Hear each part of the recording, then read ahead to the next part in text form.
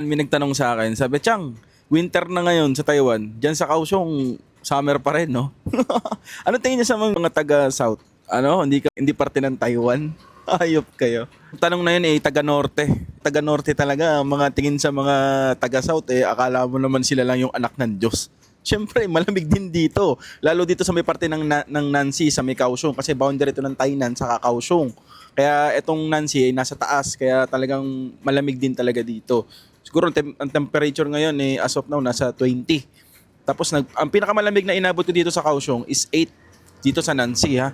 Tapos ang alam ko talagang pinakamalamig na city dito sa Taiwan ay yung Lingko. Kasi galing ako ng Lingko diyan sa may Taipei. Talagang yung yung winter diyan umaabot hanggang May. Yun ang alam yan ng mga taga Quanta, taga Gentech, yung mga company diyan, mga taga CMC kasi galing ako diyan eh. Talagang nagfi-freeze yung kamay mo, sobrang lamig talaga. Kaya yun ang alam ko Accepted na yung mga yung mga bundok sa Taiwan na nag-snow, yung mga snow mountain. Pero pagdating sa city, talagang mas malamig diyan sa Lingko. Ayun ang tinatawag na Little Baguio ng Taiwan. Yun ang alam ko ha.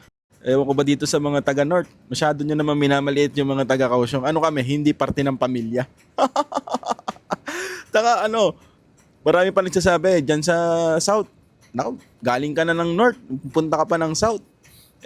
Alam mo naman na dyan, provincial rate. Anong provincial rate? Walang ganon. Pare-parehas lang po ng minimum ha. So yun lang guys.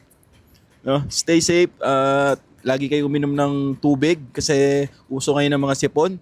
Panigurado, ubuhan na naman to sa mga susunod na araw. Yun lang. Maraming salamat. Love you guys. Peace. Our